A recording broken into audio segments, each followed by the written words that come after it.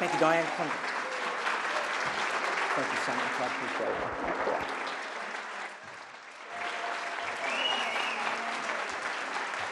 Thank you. Thank you. Thank you, Diane, and thank you, ladies and gentlemen of Austin. Madam Chairwoman, distinguished guests, ladies and gentlemen, it's wonderful to be here in the city of Austin, in the great state of Texas.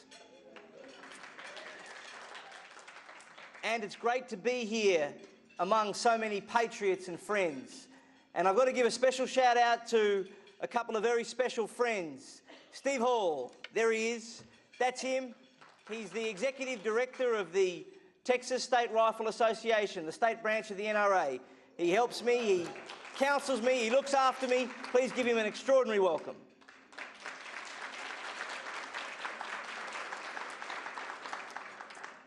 And Kay Thurman, a lady with a heart so grand, I'm surprised it fits in her body. She's dynamic, she's philanthropic, she's inspirational, and I'm just so happy that she is able to be here with me today and we reacquaint 3 years after first meeting. Boy, does she have a story. That's one incredible lady right there. God bless you, Kay.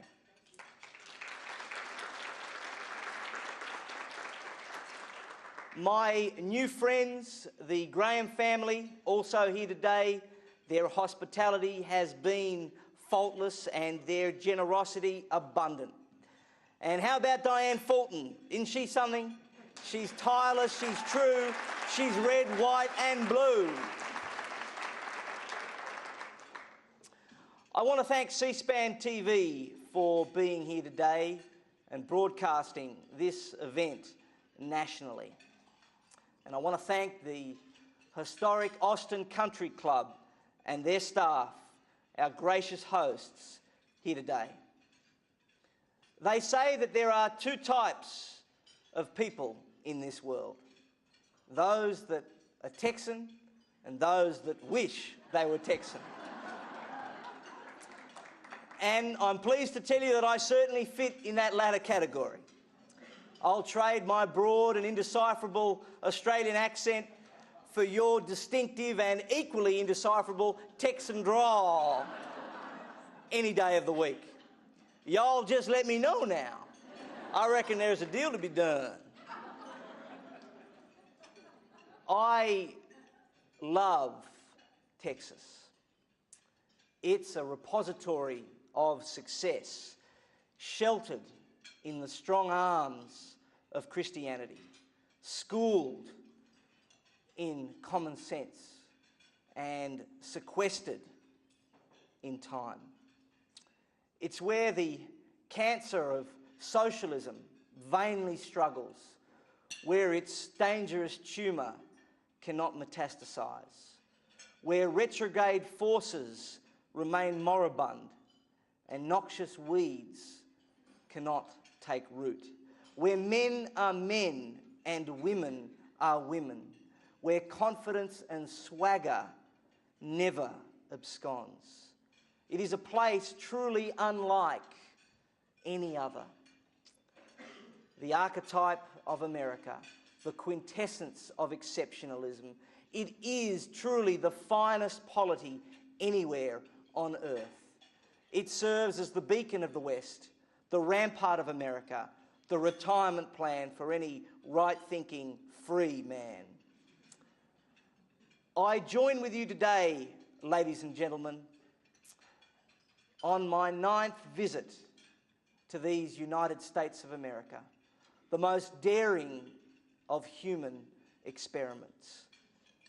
Even today, it is a nation of incomparable strength, unparalleled wealth, unrivaled innovation, and immeasurable goodness, all of which coalesce, all of which amalgamate to produce the most supreme culture imaginable. It is the culture that captured the heart and the mind of this Australian. It is the idea that shaped his politics and his personality. It is the ideal that makes him feel a flush of patriotic resentment every time he hears criticism of a nation to which he doesn't even belong. It is the equation that taught him that everything and anything is possible. It is the nation that embraced him when his own shunned him.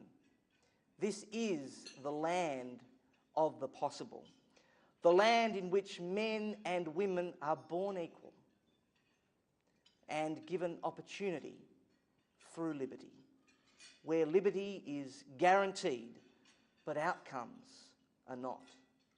It is the same land that unites the Californian child, the Tennessean teenager, the Floridian father, the Maryland mother, and the Wyoming worker, where they bond under one flag to dream of a better life, where they are free to pursue their own happiness, free to risk without the consequences associated to failure, free to speak their mind without the retribution of fellow citizens acting as a lynch mob, unaccustomed and uncomfortable with those prepared to say what they think, particularly if they don't agree with it. Free to reap the rewards of boldness and maybe success without suffering the debilitating envy and unending sniping of those incapable or unwilling to secure similar compensation. It is the nation of Kay Thurmans, the nation of philanthropy, a citizenry of unequalled generosity, a people with a libertarian spirit and a bounce-back mentality, a population that wears its emotion on its sleeve and speaks openly of God, a country more dedicated than any other to human achievement and discovery, the land of the free, the home of the brave. It is the nation and idea that men stand up for, fight for, and ultimately lay down their life for.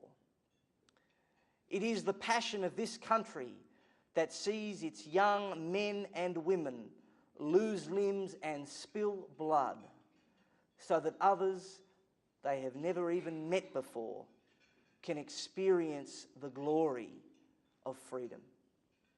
The mere mention of America freezes the sweat and chills the bones of men with totalitarian ambitions coursing through their veins.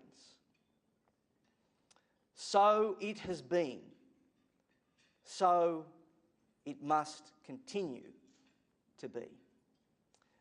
You might be wondering why a non-American speaks with such reverence for America, why a foreigner has dedicated much of his short life to the study and support of this country. These are fair questions. The answer to them is simple. With America goes the world. When this nation, this idea is strong, the world is strong. When this nation suffers, the world suffers with it. Keeping America strong is the greatest moral imperative of our time. For Americans and non-Americans alike, for blacks and whites and Hispanics and Asians and Europeans, for the gay, disabled, elderly, underprivileged and unhappy, for men, women and children of all ages, everywhere and anywhere. For this land they call America transcends borders. It is an idea of elegance that electrifies men and women who desire opportunity and require freedom. It is an idea egregious only to those men that aspire to tyranny or are captive to mediocrity and substitute God for government. Without America as we know it, the world would be unfree, at the mercy of socialism and radical Islam.